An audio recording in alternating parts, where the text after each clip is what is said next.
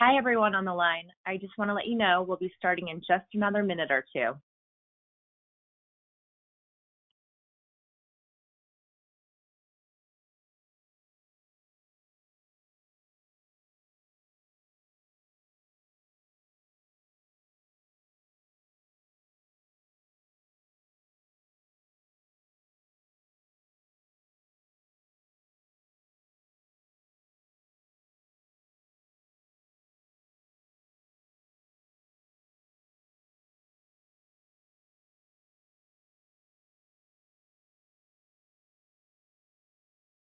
Hi, everyone, and welcome to today's webinar, Trends in Marketing, Measurement, and Optimization for Today's Marketer, sponsored by Marketing Evolution.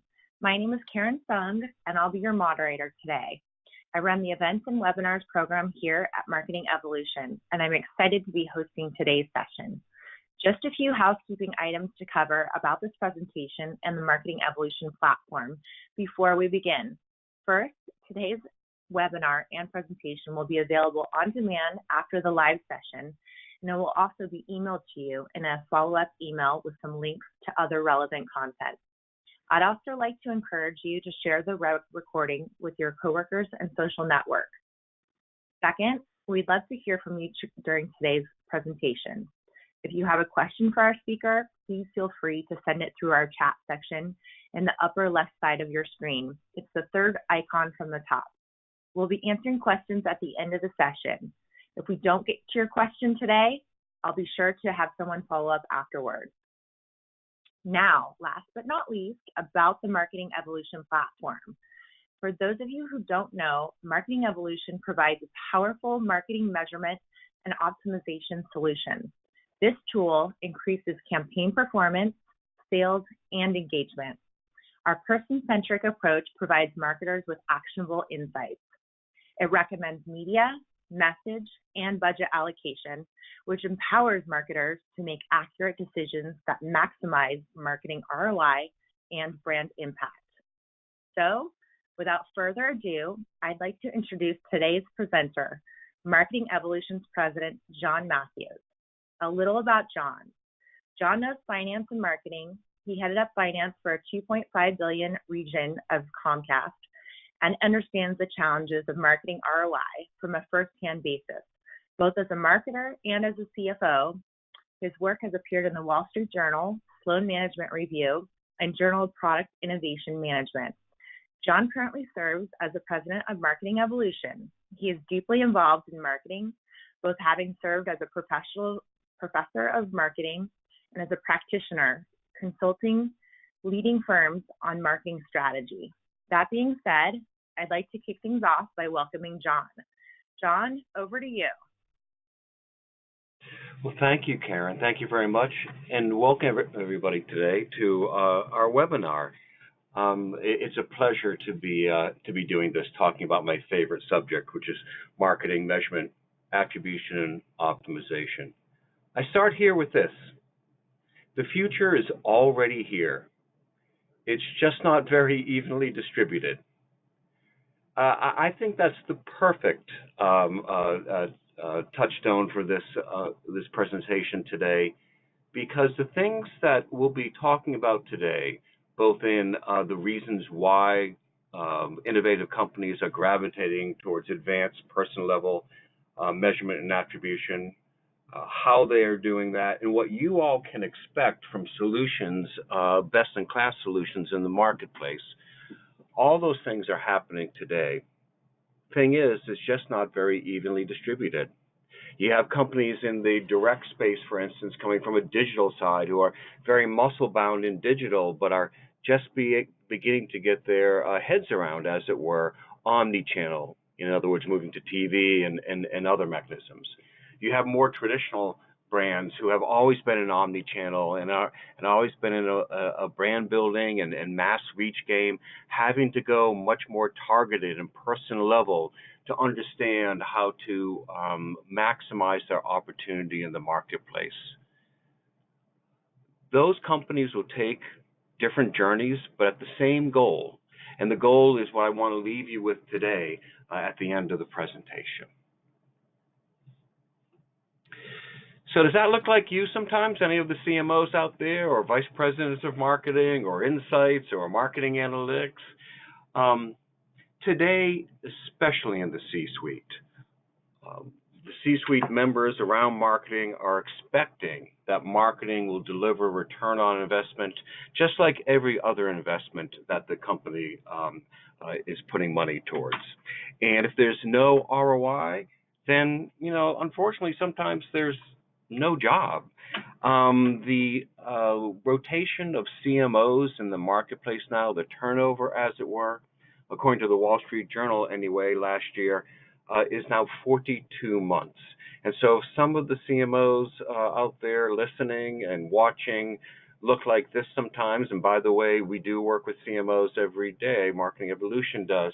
We understand some of the challenges that can engender this response. And the reason is, or one of the reasons anyway, is that the C-suite may not understand the responsibilities and full scope of marketing's job. Marketing is, for all of you out there, right? You're probably shaking your heads up and down in a yes. You need to bring the horses to water and get them to drink. And by the way, make them return to the water. Marketing is the keeper of brand growth in essence. And even though it's measured in ROI by the sales it can produce, it needs to monitor and groom a funnel to get that done. So measurement solutions need to be able to understand and groom that funnel in an optimized way.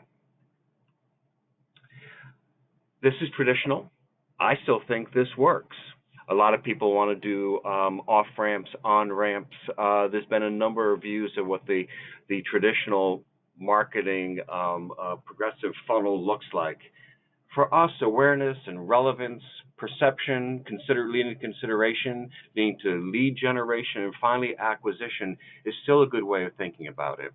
And detailed measurement solutions that are optimizing individual level media placement and channel placement needs to be able to attach to this funnel up and down. And that's a huge challenge for marketers. And solutions in marketing attribution and in marketing optimization need to account for not merely acquisition or sales, but everything that leads to it to maximize acquisition and sales. It's a great challenge.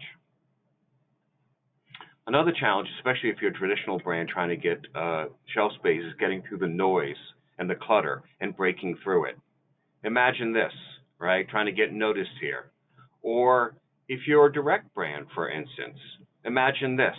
A direct brand that's used to digital and online channels, direct communication with customers, are moving to channels that are a little more traditional. Although digitized more and more with smart TV and set-top box data, it can be beamed into a room like this where people just aren't paying attention. And understanding what that TV ad in the upper right corner of this bar is getting you versus, say, a programmatic advertising buy is incredibly important.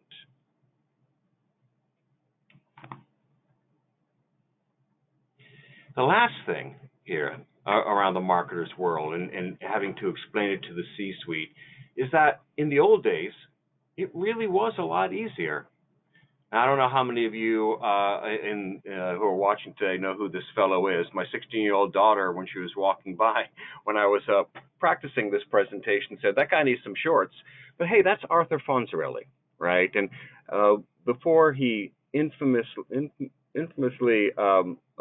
jumped the shark, as he did in this picture, for Happy Days, he was on a show on Thursday nights in the late 1970s that would garner, if you can believe it, a reach of the adult audience in the United States in the low 30s. Think about that. Think about that. Today, to get a comparable audience, you would have to spend $5.25 million on a Super Bowl ad for a 30-second spot and get a 40 reach. The point is that the world isn't that way anymore for brands. And so the world today looks much more like this. All right, and this is a fantastic boon to brand marketers who are you want to go one-to-one, especially with this burgeoning millennial and sub-generation below the millennials in this way. We walk around every day with a computer that is more powerful than the computers that sent the Apollo astronauts to the moon right in front of our face, and it's a fantastic device for one-to-one marketing, and we know that. The issue here, though, in the marketer's world, is that the response to the decline and maybe extinction of mass reach that you used to be able to get with Arthur Fonzarelli and still can get and eke out for large costs in the Super Bowl, firms have potentially overcorrected in a way, thinking that this is the only future, when it's just a piece of it. Let me give you an example. This, in full disclosure, is my 12-year-old daughter, Violet.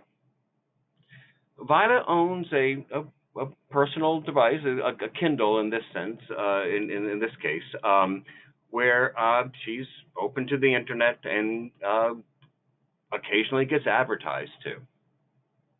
So there's one day where Violet said to her mother and I, hey, I'm getting ads on my Kindle. We said, oh, that's interesting. We thought about that. And literally 2 days later, she walked through our kitchen as I was making dinner, and digital radio was on, Pandora station was on, and she said, hey, those ads that were on my Kindle, they're advertising on Pandora, that Capital One ad. A few days later, I caught her walking through the living room. Her mom was watching some old Law and Order episode or something like that on the Sundance Network on TV, and a Capital One ad was on. She said, that's that same advertising. They're doing things in banking. It's that bank. A week later in Boston, where my home is, we were driving down a crowded street in traffic. She was in the back seat and a radio ad came on, Capital One again, and she looked at me, put her head over the seat and turned to me and said, hey, this is the bank that's reimagining banking. Now, I tell that story not to advertise Capital One. Full disclosure again, that's a real story. Capital One is not a customer of Marketing Evolutions. But I want to make it real because if you had hit Violet with a 5 frequency or a 4 frequency on her Kindle, which she had the same response, Violet, the 12-year-old, person just like these people here, with a device and her headphones on, and the future of a marketing target, still lives in surround sound.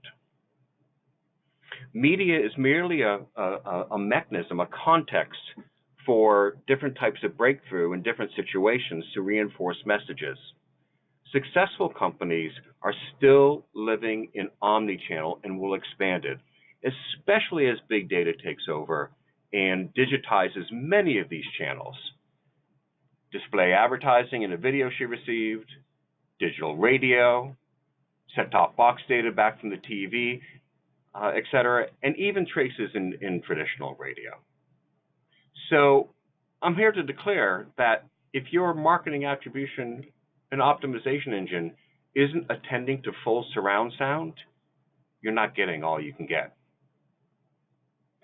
So where's the industry then, and what are the problems? Well, according to research firm Forrester, traditional mix models just aren't responsive enough. They aren't in-game enough or detailed enough, meaning they're backwards looking and they use historical data against the sales. So you can't perform in-game management or really use these tools in a way to improve as you go, to learn.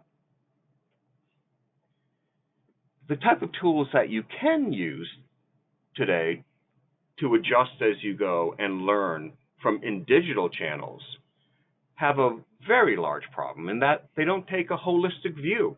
In other words, they're leaving out everything else. Or in other words, you would have had to have attributed to Violet her response of recognition and relevance of a Capital One pitch ad to merely her Kindle. Or worse than that, last touch in some way on her Kindle. But the digital channel that launched her journey through that brand building was not the only thing that drove it. So you get misattribution if you're doing digital attribution only. And then finally, these systems and these platforms need to be used in order to take action. They need to be connected to implementation systems. Okay? So, what can you expect then, or should expect then, from an attribution platform? In other words, if you are out in the marketplace considering a platform for near real-time marketing, attribution, measurement, and optimization, what should it have? The first thing it should have is a whole universe, maybe even against a large backbone in the United States of data, right, of person level. That this is the age of person level information and individual level information to increase the data. The reason for the large amounts of data from person level, what it allows you, I should say, are these other attributes.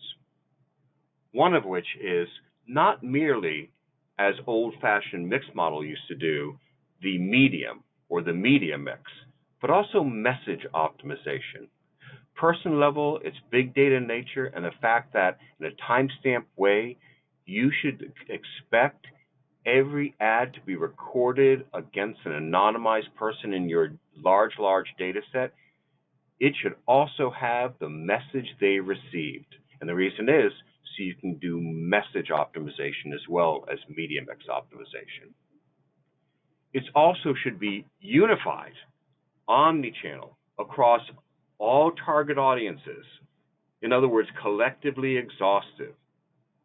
It should also be at the same time surgical, detailed, mutually exclusive, saying which audience resonates with what ad the best in what channel, so that the optimization can happen at a very tactical level and get the most out of the system. And finally, it should be agile. You should be able to perform in-game management with it. In other words, adjust as you go from what you learn as your campaign or as your media is in the marketplace. Let's take these one at a time. The first is person level, right, one-to-one. So consumers buy, right? Media channels don't. So old-fashioned mix modeling that used to take time series data by a geographical area like a DMA against GRPs is really only aggregating what is happening in the marketplace. Try this sometime. It's easy to do where I am today in New York, but anywhere you can do this. Start counting how many brand impressions and ads you receive in a certain day or hour or even 5-minute cycle. You don't have to go through Times Square to get this number up very fast, but if you do walk through Times Square in New York, you'll get this number of 5,000 before you know it. But when you think about that, okay, what that means is that in this world of clutter that we spelled out before, one of the real issues for marketers, that the marketer in a competitive environment needs to be able to pull out the impact of its share of that large amount of 5K noise that everybody's seeing and isolate it to individuals. If you're not doing that, you're not getting the right answer. So person level is crucial because of the detail that's coming at everybody every day.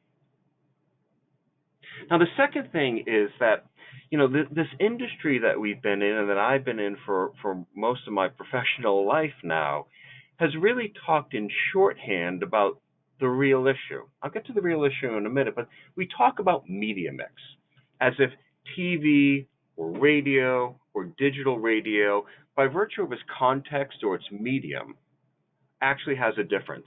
Now, contextually, that is true, as I said before. But as we learned from Violet, it's those media that reinforce each other with a particular message, reimagine banking. The marketer's lens has always been, what's media mix? I'm asking you to challenge yourself today and think about the real lens, the consumer's lens, as they're getting those 5,000 ads, which is what they're receiving as a message. Again, reimagine banking or whatever. And I'll tell you why. Because as marketing evolution has moved to very large data sets over the past half decade, where we've coded up both creative exposure and in the channel down to a very low level, say, a very particular website, we are beginning to know something. We know that what people see versus where they see it is the majority of the impact on particular KPIs. In fact, generally, on average, 2/3 of the incremental impact to a KPI, be it sales or conversion on an upper funnel metric like intent, 2/3 of it is coming from the message that somebody sees versus where they see it. Now, hey, 1/3 of it that means is sort of other factors, most particularly where they're seeing it, right? In other words, engagement matters, viewability matters, where you're seeing it, et cetera. There's different reach and frequency builds, against frequency, I should say, builds of these channels. Those should all be calculated into a system, and they are in Marketing Evolution system. But let this land for a minute and know that creative optimization is very important to overall optimization, the majority, meaning what you should expect in a system is message plus media. And then detail. As I said before, unified, meaning all channels. This looks like my living room on a Friday or Saturday night, and the TV's playing in the corner as well, right? But also, each and every one of these people might be seeing a different ad in a different platform, right? And are different and represent very different target segments. So it also needs to be collectively exhaustive, but also mutually exclusive, as I said before, meaning this type of thing. This is a screenshot from our software. Along the columns are ads, and along the rows are targets that might demographically represent this each and every person here as an audience. Now, digital ad too. Green is more impact here, and yellow is less, and light green is in the middle. Digital ad 2 is working for an audience that's more educated and younger. Digital ad 3 is more middle-aged and more high school equivalent. And the other ads are working for older populations. The point is this, that different ads work for different people. Knowing that is incredibly important when you're targeting audiences. And your system needs to disentangle that, meaning which ad to what type of audience in what medium. And that can only be done, as I said before, with this person-level data, very large-scale data sets. The last one is my favorite. I really here want you to put in your mind's eye your favorite team or your favorite coach. And I want you to picture something. Picture, if it's football or basketball, football is a good one. If it's your favorite football coach in the NFL, be it Pete Carroll on the West Coast maybe, or Bill Belichick on the East Coast, picture them going into a game and just calling a set of plays and not being able to adjust as they went along. Picture what the other team could do to them. It's a competitive disadvantage, right? Of course, every coach in-game is doing in-game management. Halftime adjustments are made. Timeouts are called. Coaches instructing from the sideline. The analogy extends to marketing, measurement, attribution, and optimization. In-game management is crucial. You can't wait for forensics or postmortems to say what we should have done. It's useless then. You also cannot wait for responding to a particular audience, especially in very intensive short campaigns. This is especially true for our customers, and this may be some of you out there listening who are in entertainment. For instance, if you have a movie, if you're in so-called theatrical, and you have a 6-week campaign, you've got to pull up fast after a couple of weeks of what is working and what isn't working to get people in seats. So every system in marketing, measurement, optimization, attribution needs to be able to perform near real-time adjustments as you go. So thinking about those things that you should expect, we've gone over the what and the why. Now a little bit of the how. How are companies who are on the right side of history of this, so to speak, or are populating the future in an unevenly distributed fashion, as I started this webinar? How are companies getting it done, and why? Or if they're not getting it done, what are some of the barriers, some of the speed bumps to implementing such a platform? Well, the first thing to say is that in this industry, we are still at the place where I guess I would call it early majority, right? A lot of early adoption has gone through, a lot has been learned.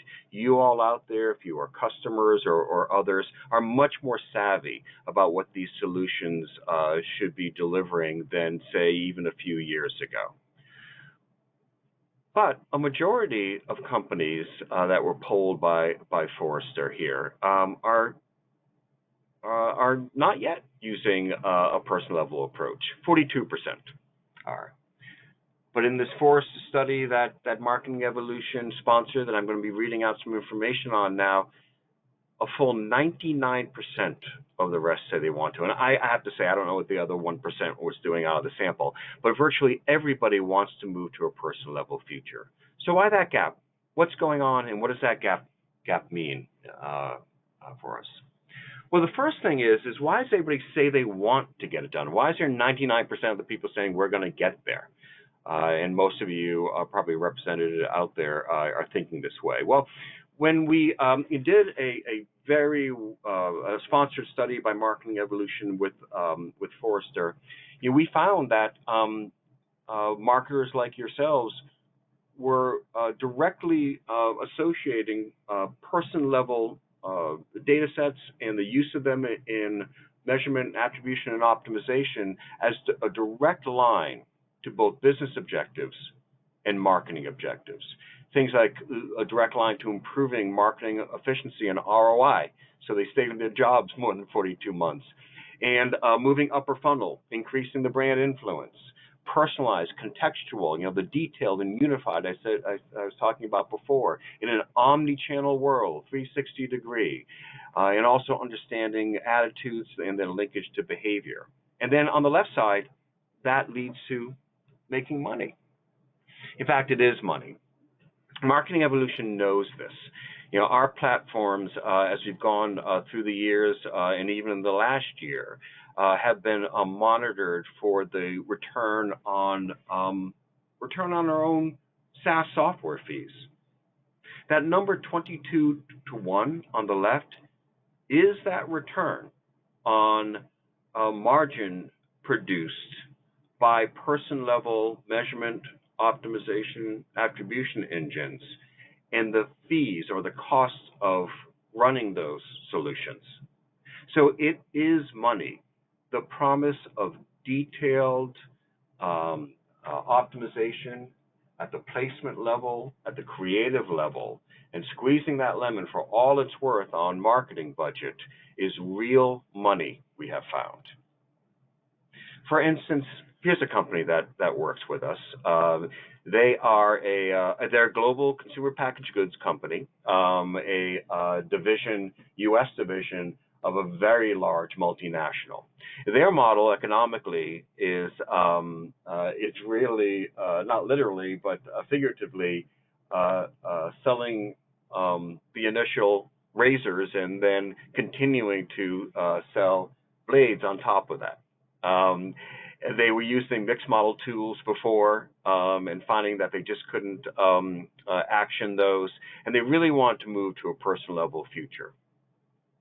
In over a year of working with them, Marketing Evolution has seen its optimizations help them boost sales by 32% incrementally.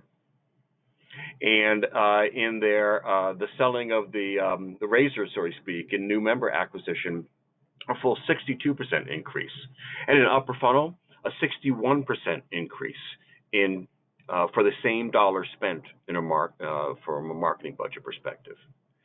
Or shifting to sort of more traditional subscriber model, a more traditional brand, a banking company, very large southeastern regional bank that Marketing Evolution works with, was competing with scale global competitors and also found that old-fashioned mixed model tools were falling short for all the reasons I was talking about before.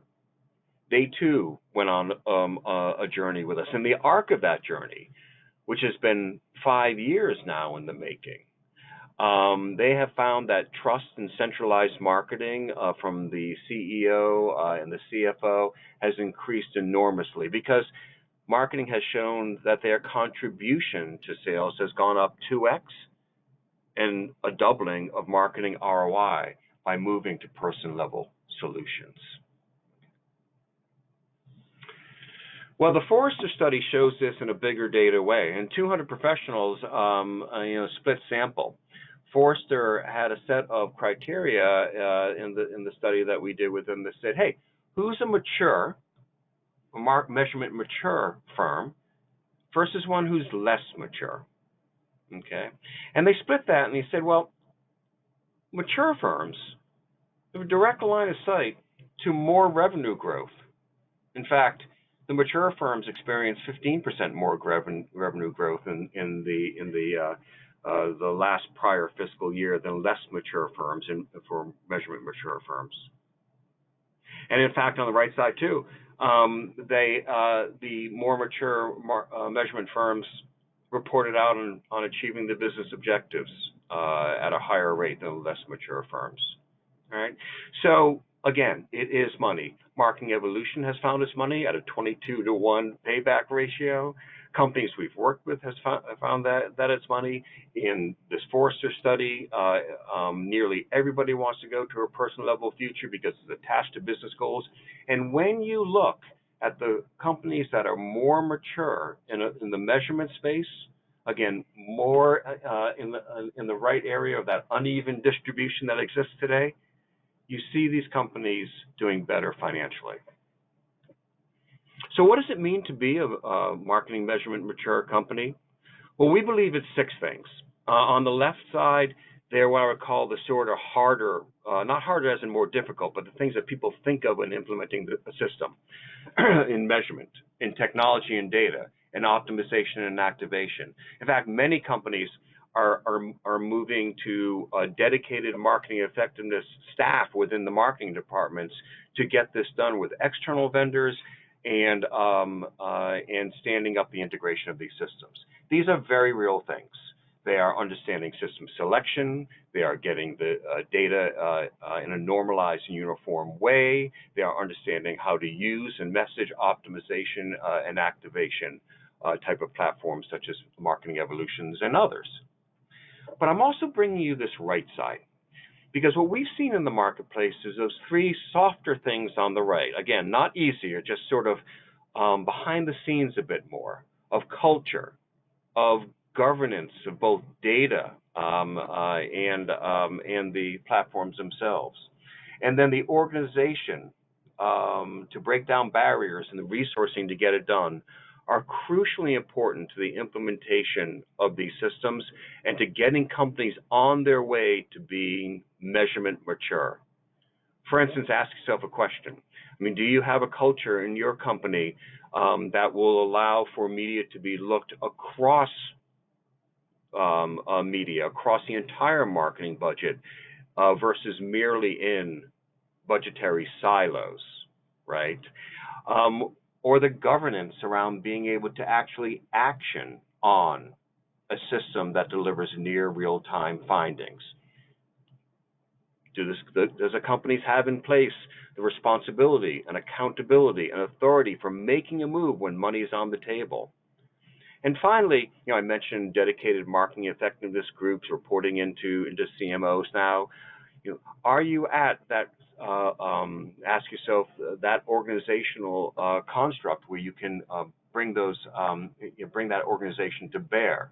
And then finally, is the marketing group and the CFO who's helping to analyze and understand these investments, funding in the right ways to go after that 22-to-1 return. So fewer than 1/3 of the firms meet all this maturity threshold. And we believe at Marketing Evolution from these reports that this really is the next challenge. I'm going to leave you with a bit of a teaser as I close out and then take some questions as we've taken our journey from the problem at hand, so to speak, what you should expect from a modern and best-in-class system, and what might be some of the hurdles in getting you there and challenging you. The last one, and the one that all the industry faces, is data collection, management, and integration.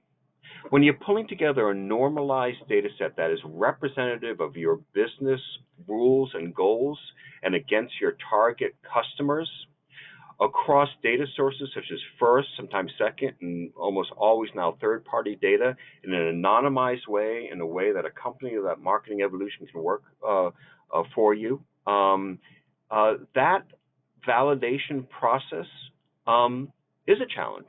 Marketing Evolution realizes it. That's why we're setting up systems in our own service to customers that ensures that data's arrived on time, in the right fields, is automatically checked, has everything it needs to be able to produce a valid answer quickly.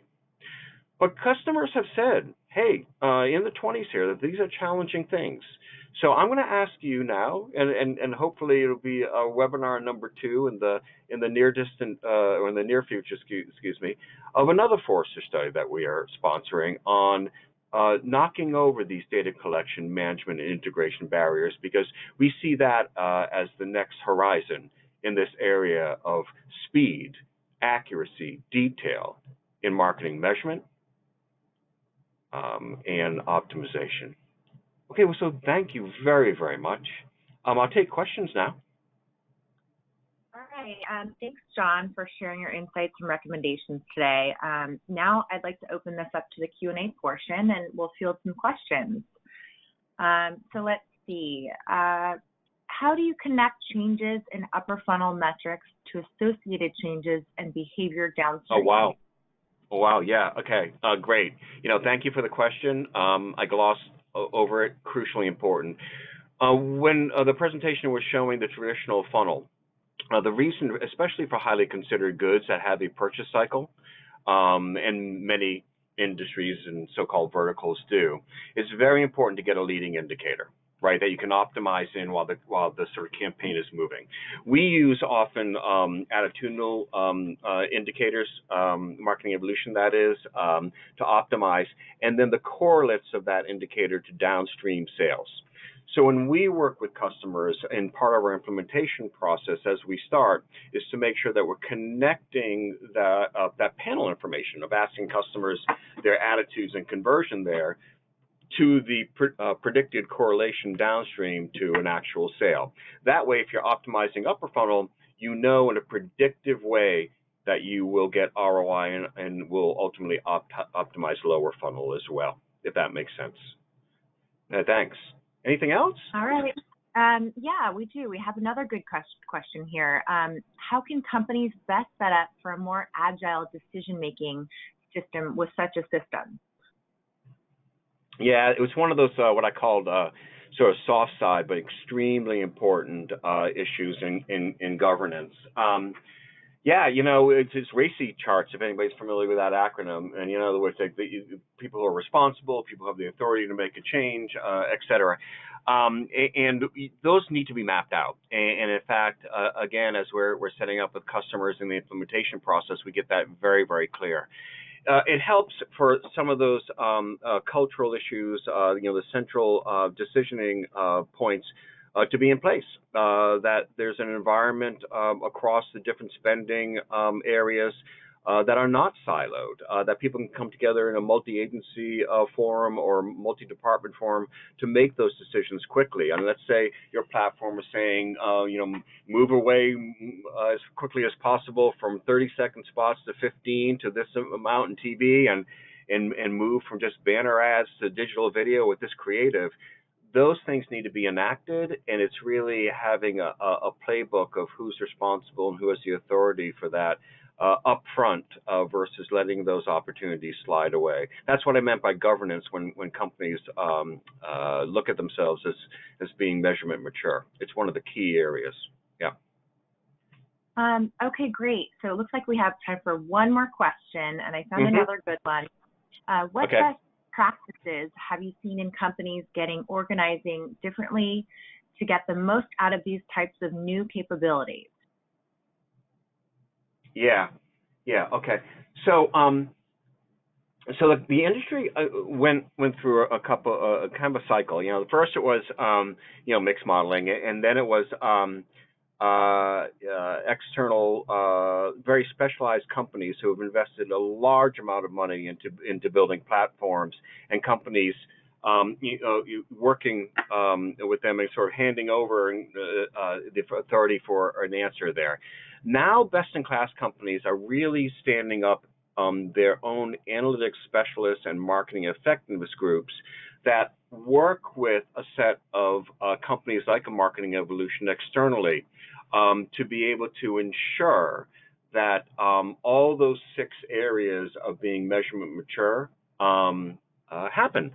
So, as I've been in this field, I've seen that as a major change, as both external third-party SaaS platform providers exist and are still growing, and they're working with specialist departments inside of marketing departments now that are responsible for feeding these answers into the organization in a business context that makes sense and using the software. So I guess what I'm saying is that it's really a new marketing function, marketing effectiveness in many ways, that reports directly into the CMO. Yeah, that's what we've seen. All right. Well, thank you, John. It looks like we're out of time now. And I just wanted Okay. to thank everyone on the line, and we'll be following up with the slides and recordings from today's webinar shortly. So have a great day, everyone.